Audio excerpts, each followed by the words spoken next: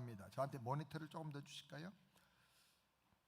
우리 오늘 말씀 제목으로 옆에 있는 분들 서로 축복하는 시간을 갖겠습니다. 표대를 향해서 집중하여 달려가시기 바랍니다. 한번 해볼까요? 표대를 향하여 집중해서 달려가시기 바랍니다. 할렐루야. 새해도 하나님의 크신 은혜와 축복이 우리 모든 세안교회 성도들에게 함께 하시기를 바랍니다. 특별히 오늘 예배 때 성령으로 그리고 말씀으로 충만하게 해주셔서 우리 믿음과 삶이 새로워지게 되기를 바랍니다. 우리가 매일매일 살아가는 이 삶은 얼마나 힘들고 어려운 일이 많은지 말로 다 설명할 수가 없습니다. 요즘 날이 갈수록 이 지구의 환경이 굉장히 급변하고 있습니다. 미국의 서부는 비가 잘 오지 않는 곳인데 이번에 겨울에 집중 폭우로 인해서 굉장히 심각한 물난리가 났습니다. 또 유럽은 추운 겨울임에도 불구하고 날씨가 너무너무 더워서 눈이 오지도 않고 산 위에 있는 또 극지역에 있는 빙하가 엄청나게 녹아내리고 아주 세계적으로 큰 난리가 났습니다. 과거보다 질병이 점점 더 많아집니다. 코로나가 물러가는 이 시점에 세계는 큰 경기 침체기가 다가와서 많은 사람들이 긴장하고 있습니다. 한편으로 돈이 풍부한 사람들도 있지만 그러나 돈은 많은데 마음이 병들고 영혼이 죽고 타락해가는 인생들이 너무나 많습니다. 삶의 방향을 잃어버리고 목적을 발견하지 못하고 의식 없이 떠돌아다니는 사람들도 점점 많아지고 있습니다. 삶의 표대와 방향이 무엇인지 깨닫지 못하고 절망하고 방황하는 사람들이 그리고 젊은이들이 얼마나 많은지 모릅니다. 금년에 우리 세안교회 성도들은 죄로 인한 어두움과 저주와 자기의 아집에서 벗어나서 영적인 암흑으로 말미암아 보지 못했던 하나님의 표대와 비전이 있다고 하면 새롭게 발견해서 힘차게 앞으로 나가 과거보다 더욱 성장하고 발전하는 한 해가 되기를 우리 주님의 이름으로 축원합니다. 전도서 3장 1절 말씀 우리 다 같이 함께 읽겠습니다. 범사에 기한이 있고 천하 만사가 다 때가 있나니. 우리 믿음의 성장에도 때가 있습니다.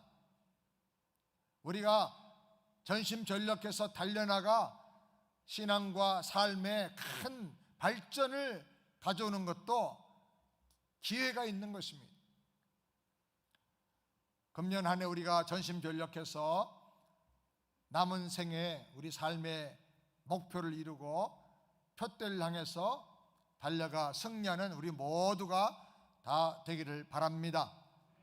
사람이 아무리 좋은 목표를 세웠다 할지라도 아직 사는 동안에 완전히 그 목표를 이룬 사람은 없습니다.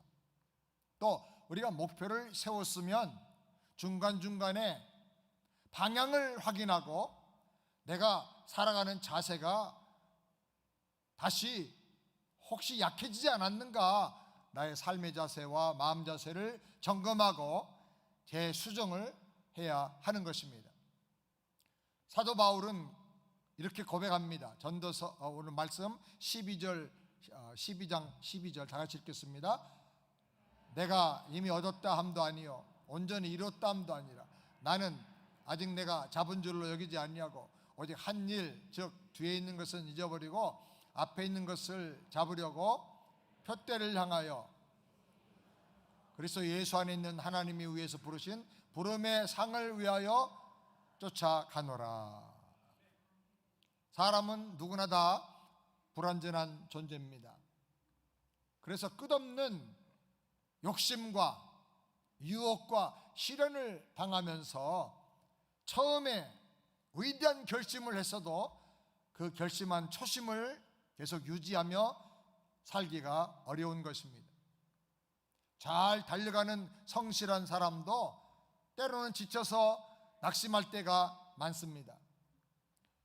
그래서 우리는 현재 자신의 상태가 불완전한 상태인 것을 빨리 발견하고 인정하고 마음을 새롭게 해서 전능하신 하나님의 은혜와 능력을 구하면서 최선을 다해서 달려가는 삶, 최선의 삶을 우리가 살아야 할 것입니다. 바울도 내가 아직 온전히 이뤘다함도 아니다, 그렇게 고백을 했습니다. 오늘 우리도 나 자신의 연약함을 그리고 한계를 고백하면서 표대를 향해서 다시 마음 자세를 가다듬고 끝없이 전진해 나가게 되기를 바랍니다.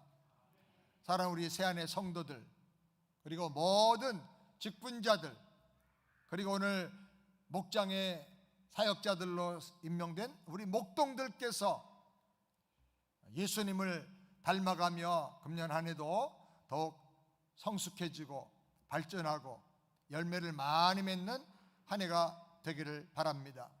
따라서 합시다. 예수님을 닮아 온전해지도록 힘써서 달려가자. 아멘. 혹시 우리를 돌아볼 필요가 있습니다. 혹시 내가 내 눈에 있는 커다란 문제 덩어리 들보는 깨닫지 못하면서 다른 사람의 눈에 있는 작은 티끌을 보고 비판하고 지적하고 확대하고 그리고 사람에게 상처를 주고 있지는 않는가?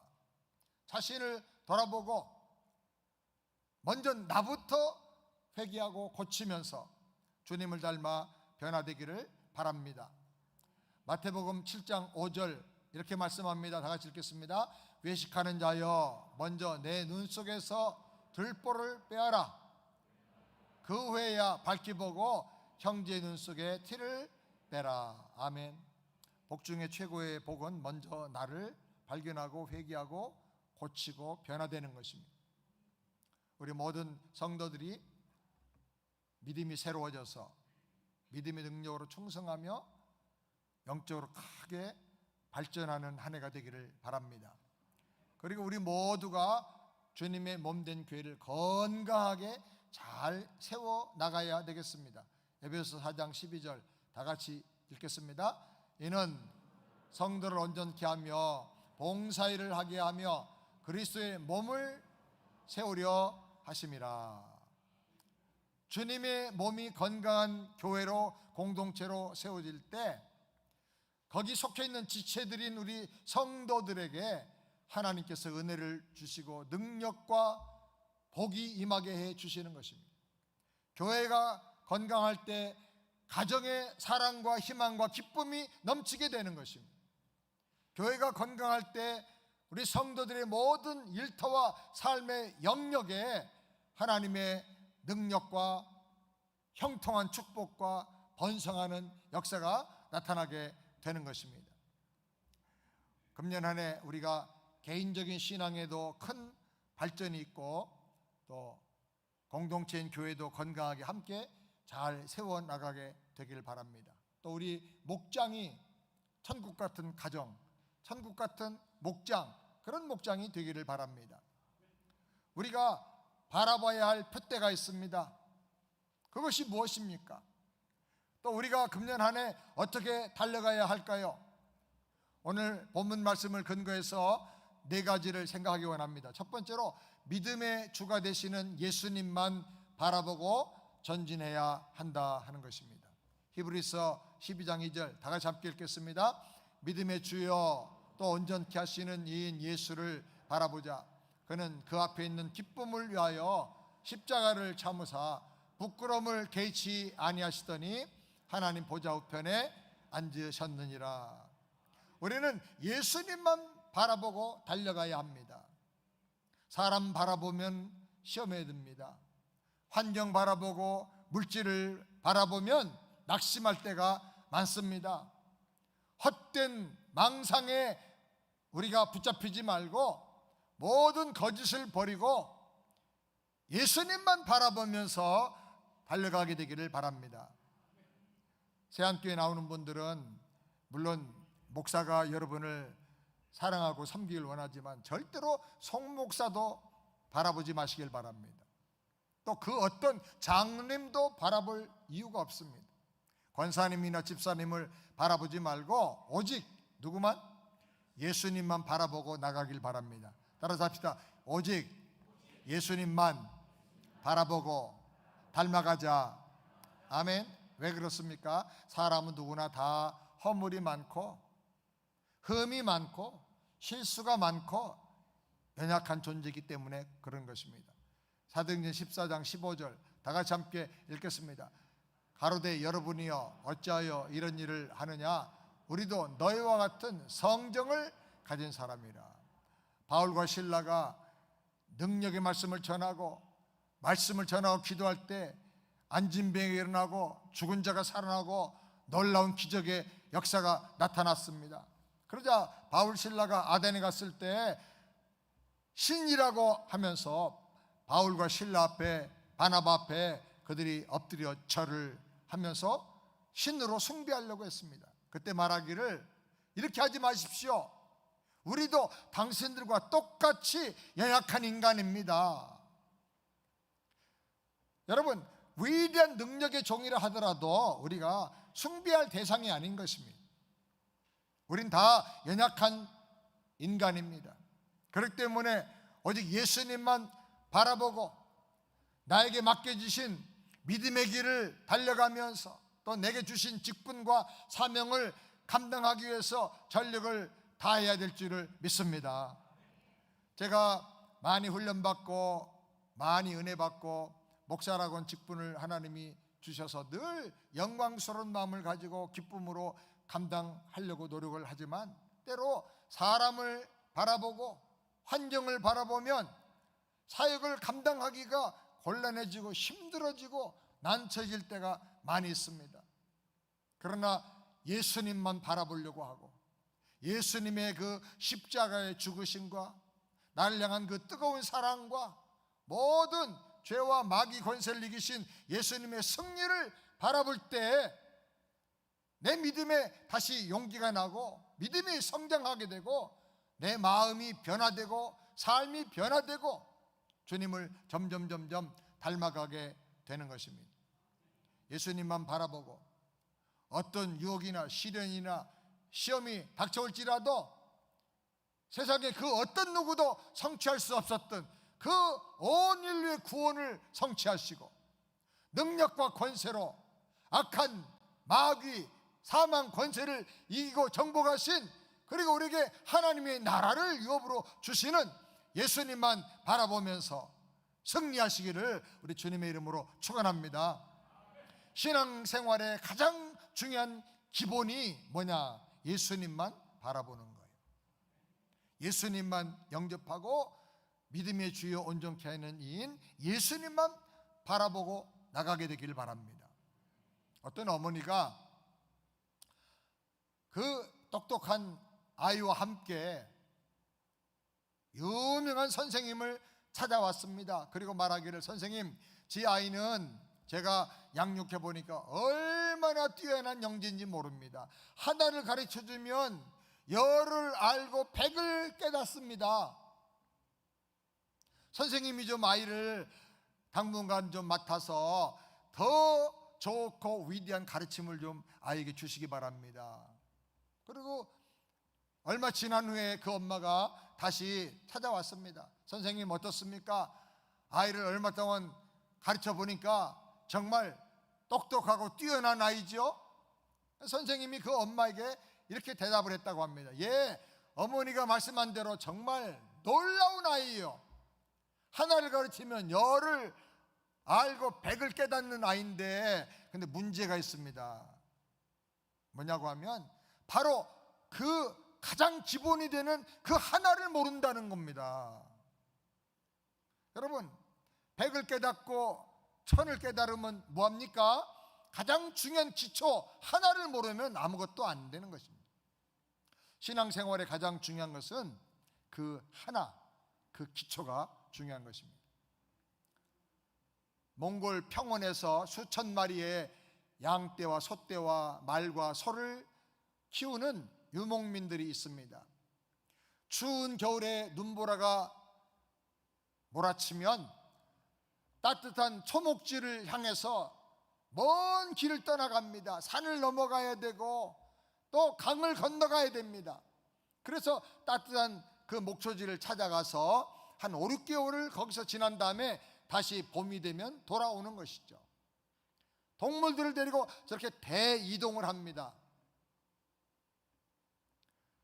얼마 전에 영상을 보니까 정말 무릎까지 빠지는 그 눈길을 그 많은 짐승들을 데리고 이동을 하는데 보니까 지혜로운 요령이 있더라고요. 제일 앞에 주인이 서고 목동들이 서고, 그리고 그 자기의 짐승 중에 제일 크고 강하고 그리고 여기를 여러 번 왔다 갔다 한 경험이 많은 동물들을 제일 앞에 세우는 거예요.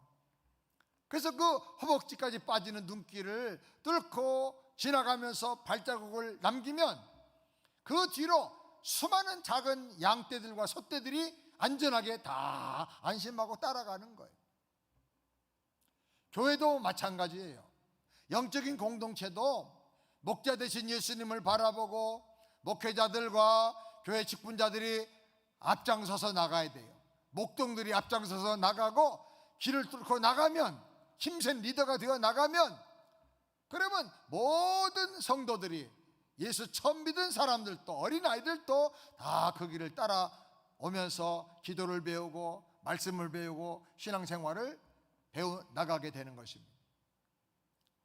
예배 앞장서고 헌신과 봉사와 충성하는 일에 앞장서는 우리 모든 교회의 사역자들이 되고 목동들이 되기를 우리 주님의 이름으로 축원합니다. 이런 앞서가는 분들이 교회 안에 많이 있어야 되는 것입니다. 그 다음에 두 번째로 예수님께서 잡으신 것을 우리도 잡으려고 달려가야 하는 것입니다. 12절 말씀을 다 같이 함께 읽겠습니다. 내가 이미 얻었다함도 아니요 온전히 이뤘다함도 아니라 오직 내가 그리스도 예수께 잡힌 바 된 그것을 잡으려고 쫓아가노라.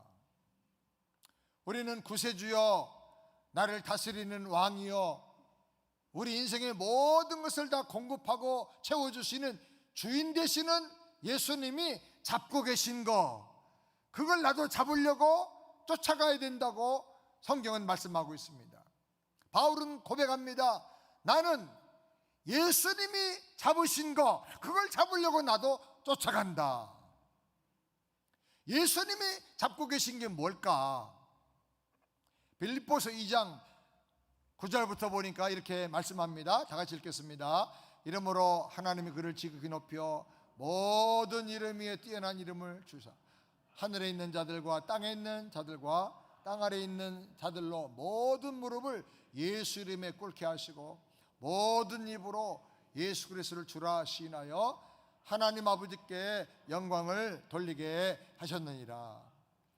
예수님이 잡고 계신 게 있습니다. 모든 이름 위에 뛰어난 이름을 주님이 가지셨다고 말합니다. 하늘과 땅에 있는 모든 자들이 무릎을 꿇게 하는 권세, 영원한 하나님 나라의 왕권을 주님이 잡으셨다고 말씀하고 있습니다. 예수를 구주와 주인과 왕으로 믿는 자들에게 천국을 기업으로 주시고 영생을 주시는 영생 수여권을 주님께서 가지고 계십니다. 그리고 모든 사람이 예수님을 믿고 시인하며 하나님께 영광을 돌리는 예배를 열어주시는 그런 권세를 주님께서 가지고 계신 것입니다. 이것이 주님께서 잡고 계신 거예요.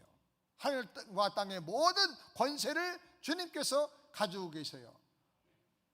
근데 이런 왕권과 구세주로서의 영생권과 이런 뛰어난 이름을 주님이 어떻게 가지셨는가?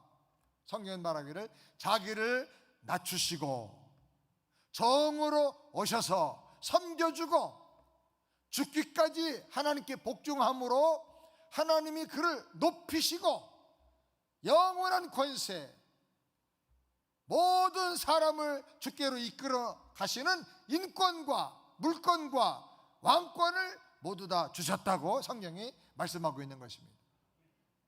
우리도 예수님이 잡으신 그것을 잡으려고 예수님을 따라가야 되는 것입니다. 우리가 그것을 어떻게 잡을 수 있습니까? 먼저 기억할 것은 내가 예수님을 붙잡는 게 아니라 주님이 먼저 나를 붙잡아 주셔야 된다는 것입니다. 아멘. 요한일서 4장 19절 말씀 다 같이 읽겠습니다. 우리가 사랑함은 그가 먼저 우리를 사랑하셨습니다. 내가 주님을 열심히 사랑하는 게 아니고 내가 주님을 알기도 전에, 주님을 사랑하기도 전에 주님이 먼저 은혜로 나를 사랑해 주셨다는 거예요. 그래서 그 사랑에 붙잡혀서 그 사랑을 체험하고 그 사랑으로 가슴이 뜨거워지고 그 사랑으로 모든 삶이 변화되고 난 다음에 이제 나도 주님을 사랑하게 되는 거예요. 아멘. 나를 사랑하시고 나에게 하나님의 사랑을 부어주신 그 주님의 사랑이 강건하기 때문에 나도 주님을 사랑하게 되는 거예요. 우리가 주님의 사랑에, 주님의 은혜에 붙잡혀 사는 것이 최고의 복이며 최고의 축복이며 능력이고 승리인 것을 여러분 믿으시기 바랍니다. 그리고 주님께 붙잡혀서 주님이 보여주신 그대로의 삶을, 주님의 발자취를 따라가야 되는 것입니다. 주님께서도 자기를 비워 종으로 오셔서 섬기고 죽기까지 복종하셨는데 우리도 나를 비워야 돼. 나를 주장하지 말고 나를 비워서 나눠줘야 돼. 그리고 종처럼 섬겨줘야 돼. 섬겨줘야 돼. 헌신하고 그리고 죽기까지 복종하는 삶을 살 때 하나님께서 모든 이름 위에 뛰어난 이름을 주시고 많은 사람들이 따라오는 그런 리더십을 그에게 주시게 되는 것입니다. 아멘. 주님이 나를 잡아주실 때 나도 그 은혜와 사랑을 받고 주님을 이렇게 잡아요.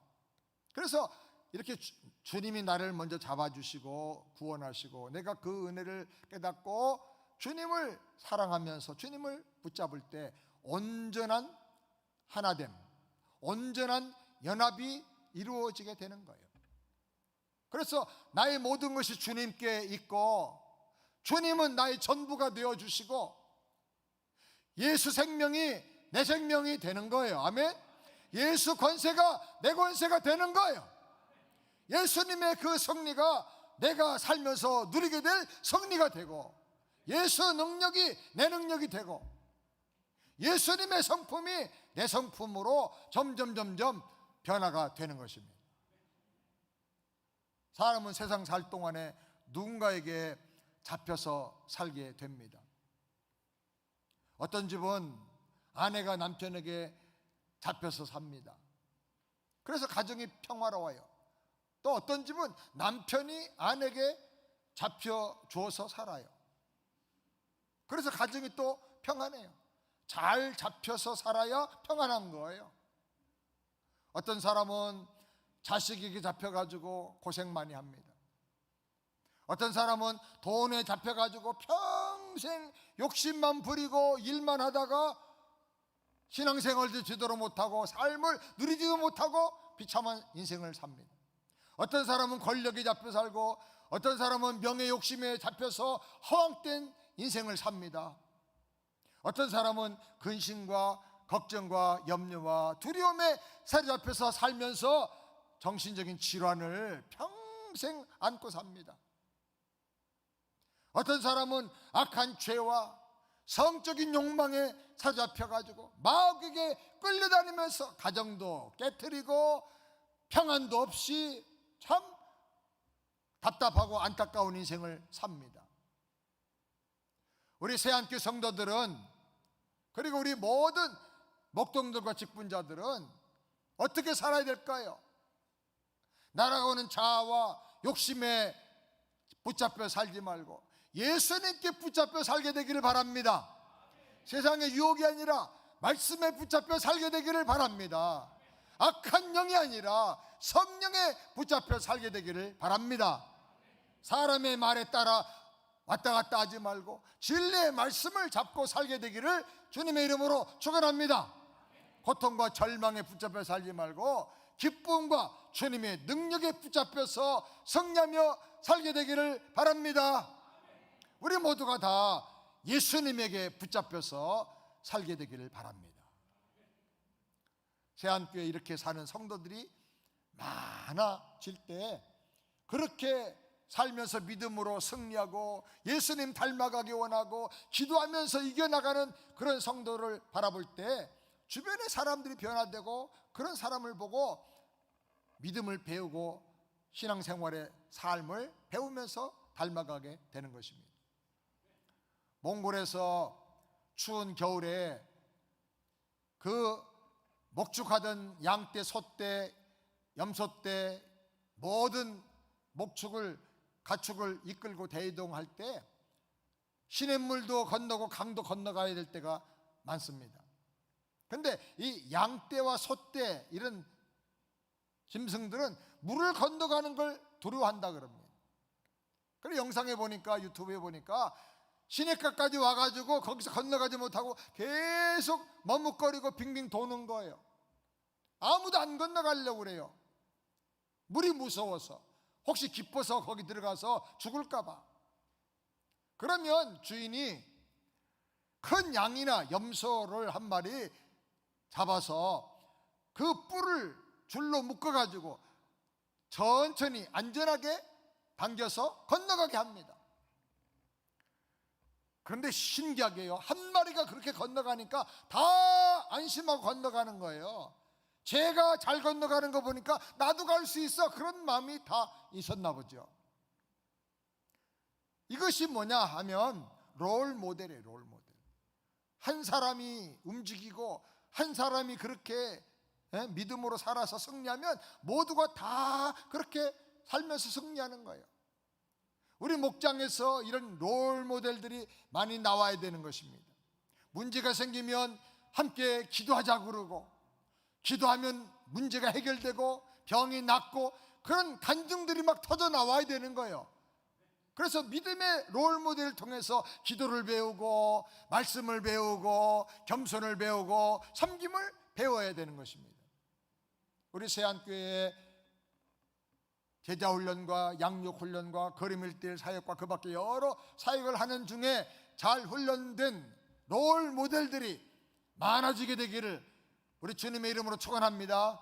그래서 격려를 받고 위로를 받고 새 힘을 얻게 되기를 바랍니다. 세 번째로 뒤의 것을 잊어버리고 앞에 있는 것을 잡으려고 쫓아가야 한다고 말씀합니다. 13절 말씀 다 같이 함께 읽겠습니다. 나는 아직 내가 잡은 줄로 여기지 아니하고 오직 한 일, 즉 뒤에 있는 것은 잊어버리고 앞에 있는 것을 잡으려고 쫓아가노라. 바울이 현재 자기 자신을 돌아볼 때 아직도 목적을 다 이룬 게 아니다, 내가 아직도 표대를 다 완전히 붙잡은 게 아니다라고 고백을 합니다. 그래서 그는 결단합니다. 아직도 내가 잡은 줄로 여기지 않고 뒤에 있는 것들, 내가 과거에 했던 것들, 내가 잘한 것들, 이걸 다 잊어버리고 표대를 향해서 내가 전심전력하여 달려간다고 말하고 있는 것입니다.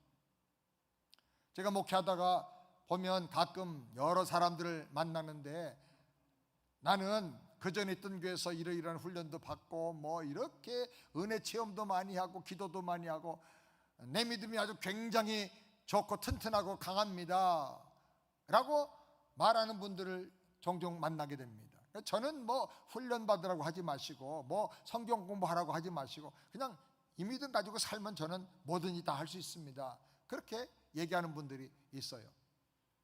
근데 제가 볼 때 아직도 한참 더 가셔야 되는데, 아직도 더 많이 성장해 나가야 되는데, 교회 몇 년 다닌 게 중요한 게 아니고 인격과 신앙 속에 영적 성장이 필요한데, 아직도 어린아이 같은 믿음을 가지고 계심에도 불구하고 혼자 자기 도취에 빠져 있는구나, 그런 생각을 할 때가 많아요. 물론 그런 말을 정직하게 해둘 수는 없어요. 그러면 너무나 큰 시험을 받기 때문에 서서히 이제 앞으로 이제 깨닫도록 하고 도와드리고 그렇게 합니다. 어떤 분은 굉장히 자기는 많은 사역을 했다고 합니다. 그런데 복음도 정확하게 몰라요. 복음을 설명해 보라고 하면 말도 안 되는 엉뚱한 말만 늘어놔요. 핵심을 못 잡아요. 성경을 얼마나 많이 읽어봤느냐 그러면 뭐 10독도 못했다고. 한번 저를 따라 합시다. 성경을 최소한도 10독은 해야 기본이 잡힌다. 성경 10독은 해야 기본이 잡혀요. 저는 성경 듣기 한 250독쯤 한 것 같아요. 최근에 몇 년 동안에만 해도 1년에 40독씩 30몇 독씩 했기 때문에, 그리고 제가 성경을 읽은 것만 해도 50독 이상 읽었을 거예요. 그래도 모르겠어요. 어떤 때는 말씀을 대하면 이런 말씀이 있었나 싶을 정도로 정말 충격을 받을 때가 있어요. 우리가 겸손해야 돼요. 우리 목회자들이 이제 무슨 세미나나 설교학 이렇게 하게 되면 성경을 대할 때 가장 중요한 게 뭐냐, 처음 읽는 것처럼, 아주 성경을 처음 읽는 것처럼, 옛날에 알던 거 생각하지 말고 그냥 처음 읽는 것처럼 하나님 말씀해 주세요, 말씀을 열어주세요, 그러면서 성경을 펼치라는 것입니다. 겸손해야 배우기 때문에 그래요. 이전에 알던 거, 여기저기 주워서 들었던 거 가지고 성경을 보면 하나님의 음성이 안 들려오는 거예요. 겸손해야 배우고 성장하는데, 마음이 교만하고 과거에 들었던 이런저런 것들이 내 마음을 딱 지배하면 사람이 나도 모르게 안일해져 버리고 어린애 같은 마음을 잃어버리게 되는 것입니다.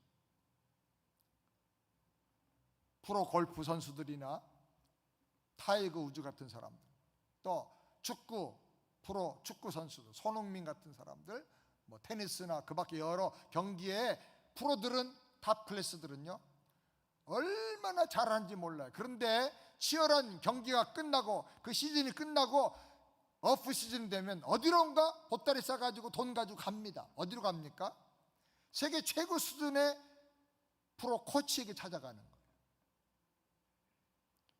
타이거 우즈 같은 사람도 경기를 하지 않을 때는 1시간에 5만 불 이상 10만 불씩 들여가지고 코치를 받는데요, 내가 스윙을 하는데 이 클럽이 벌어지지 않았는가, 클럽의 각도가 제대로 잘 정확하게 이렇게 서 있는가, 이런 모든 걸 하나하나 다 영상을 찍어가면서 정확하게 점검을 하는 거예요.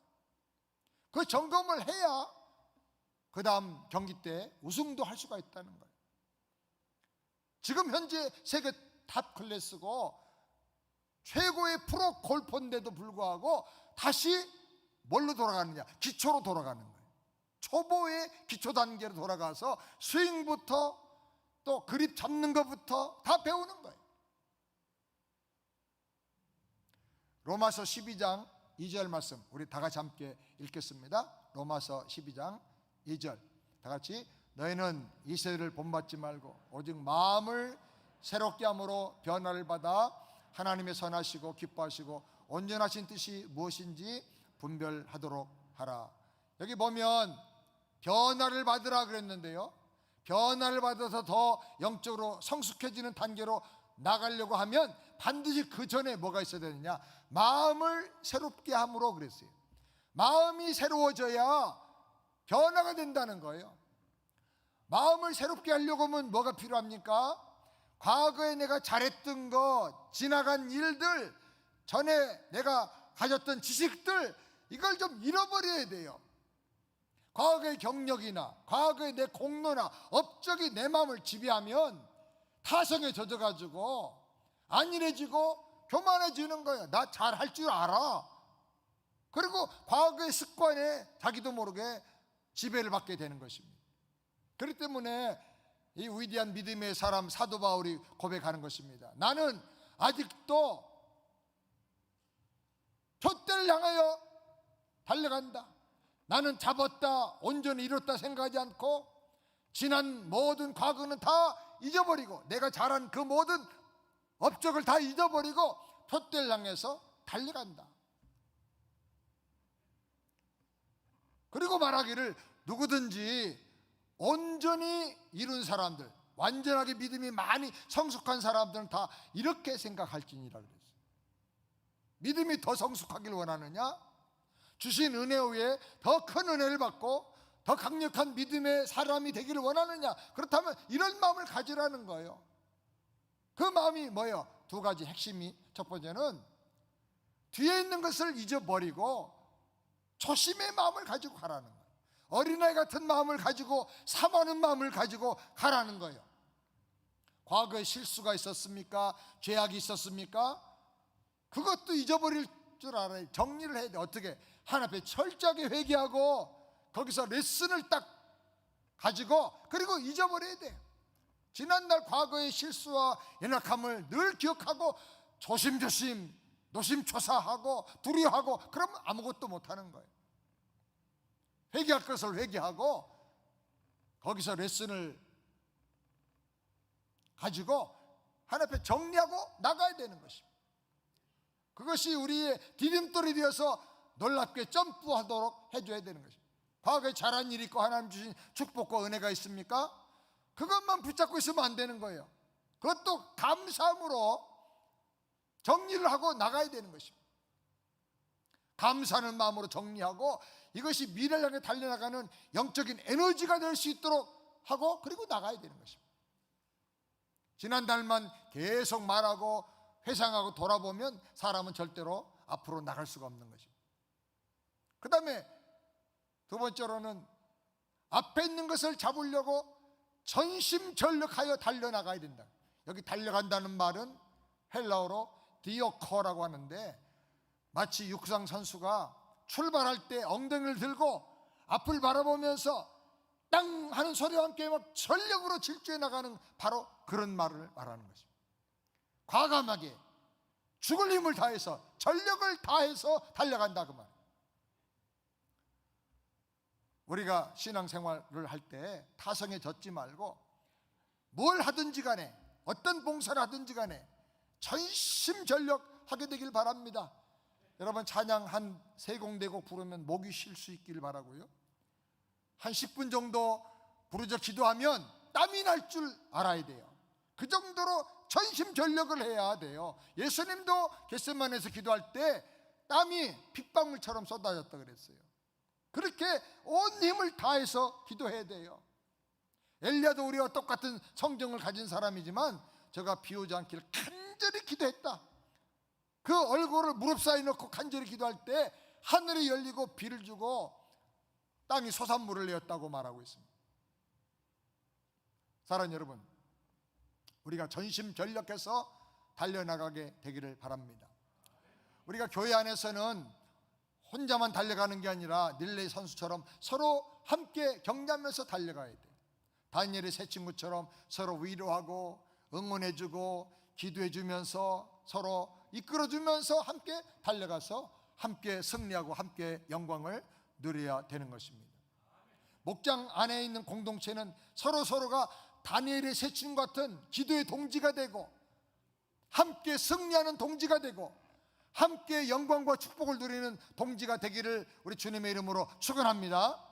그렇게 신앙의 동지가 되어도 각자가 가지고 있는 자세는 오직 주님께만 집중하는 자세예요. 경주하는 말을 보면 그 달려가는 말에 눈에 안대가 있어요. 양옆에는 못 보게 앞으로만 딱 보게 하는 이런 안대가 딱 눈에 있어요. 옆에 보지 말라는 거예요. 나보다 늦게 오는 말을 보고 내가 1등이네 그리고 아니라는 마음을 갖지 말라는 거예요. 또 앞에 가는 말을 보고 내가 쳐졌네, 나는 못하겠네, 절망하지 말라는 거예요. 예수님만 바라보고 표대만 바라보고 집중하고 최선을 다해서 달려가라는 거예요. 마태복음 4장 19절 말씀 다 같이 함께 읽겠습니다. 말씀하시되 나를 따라오너라 내가 너희를 사람 낚는 어부가 되게 하리라. 주님은 나를 따라오느라, 따라오면 너희 삶을 탁월한 인생으로 만들어주겠다. 그 탁월한 인생이 뭐냐? 사람 낚는 어부가 되게 해주겠다. 사람을 얻는 인생이 되게 해주겠다. 여러분 다 예수님 닮아서 예수님 따라가서 사람 얻는 사람들 되길 바랍니다. 사람을 얻어야 사업도 잘 되잖아요. 뭘 하든지 사람을 얻어야 돼. 장사의 목적은 사람을 얻는 것이다 그랬어요. 교회 안의 모든 사역도 핵심 내용은 사람을 얻어야 돼요. 목장을 모이면 목장이 계속 새로운 사람들이 오고 부흥이 돼야 돼.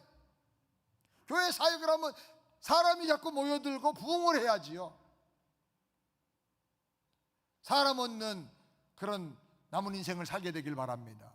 사람 얻는 삶을 살려고 하면 주님처럼 섬기고, 그리고 구원의 복음을 전해줘야 돼요. 그래서 우리 가정에도 사람이 들끓어서 자녀들이 번성하게 되길 바라고, 여러분이 하는 직장과 일터에도 여러분 때문에 사람이 바글바글 늘어나서 그냥 번성하게 되기를 바랍니다. 여러분의 교회와 사역도, 우리 맡겨진 모든 사역도 이렇게 사람 얻음으로 말미암아 번성하게 되기를 바랍니다. 마지막 네 번째로, 위에서 부르신 부름의 상을 위해서 달려가야 합니다. 14절 말씀 다 같이 함께 읽겠습니다. 표대를 향하여 그리스도 예수 안에서 하나님 위에서 부르신 부름의 상을 위하여 쫓아가노라. 우리 신앙생활과 우리의 모든 봉사는 한 부분을 보면 힘들고 답답할 때도 있지만, 그러나 그 끝을 보면 영광이 있고 희망이 있습니다. 우리의 신앙생활과 경주는 기대가 되는 인생입니다. 왜냐? 상이 있다 그랬어요. 부름의 상이 있다. 그것을 바라보고 쫓아가라는 거예요. 그 상은 하나님이 주시는 상입니다. 위에서 주시는 상입니다. 부름을 받고 충성한 사람에게 주시는 승리의 면류관인 것입니다. 절대 희망이, 하늘의 상이 저와 여러분의 미래에 기다리고 있습니다. 우리 세안의 모든 성도님들, 또 우리 모든 목동들과 목장 식구들, 힘을 내서 달려가서 기쁨으로 그 영광의 상 면류관을 받아 쓰는 우리 모두가 다 되기를 주님의 이름으로 축원합니다. 다시 한번 손을 꼭 기도하겠습니다. 아버지 하나님,